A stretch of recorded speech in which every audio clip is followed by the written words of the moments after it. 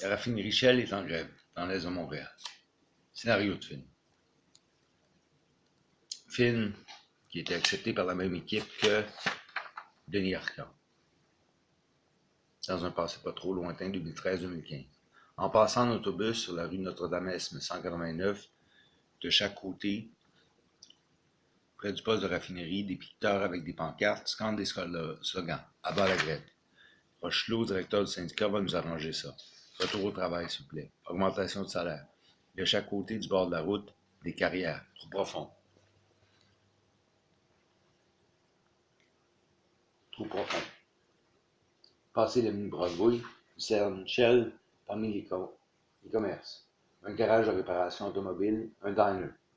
L'hôtel de ville de Montréal-Est, les jours passent. La grève Shell continue. Un matin, un courriel venu de Calgary annonce une nouvelle au bureau chef de l'Est. Fermeture de la raffinerie de l'Est Shell. Rochelot presque immédiatement transmet la nouvelle à tous les employés. Certains l'apprennent même au bulletin de nouvelles du soir de la télévision. Des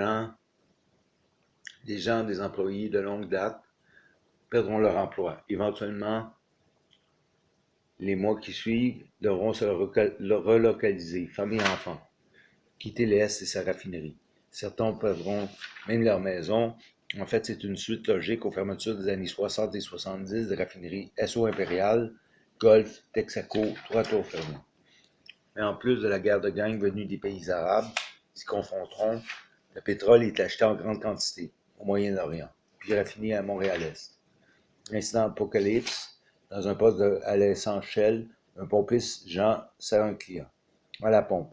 Sa fille Diane est à la caisse de la station-service à l'intérieur. Un de ces fameux jours, une moto passe en trombe, près du garage. Le gars sur la moto est armé. Il tire en direction du pompiste. Jean l'abat avec son arme.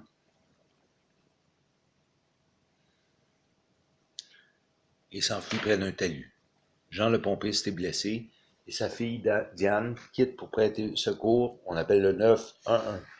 Après 5 minutes, une auto de police, une ambulance arrive.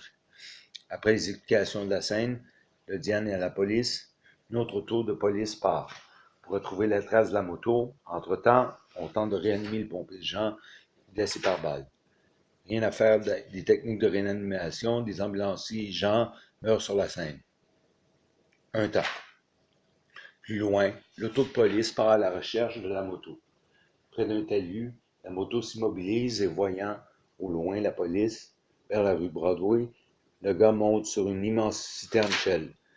Quittant l'échelle de l'immense citerne tout en haut, après plusieurs minutes de cette chasse à l'homme, les policiers tentent de cerner le gars, près de la citerne Shell. Un prend un porte-voix et tire de son arme. Le fuyard est là-bas. Fin du scénario de film.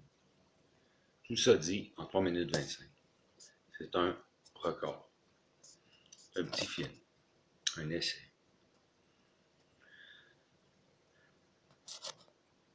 Finalement, il ne l'acceptera pas. Scénario de Pascal Talbot, Mireille Talbot. Auteur.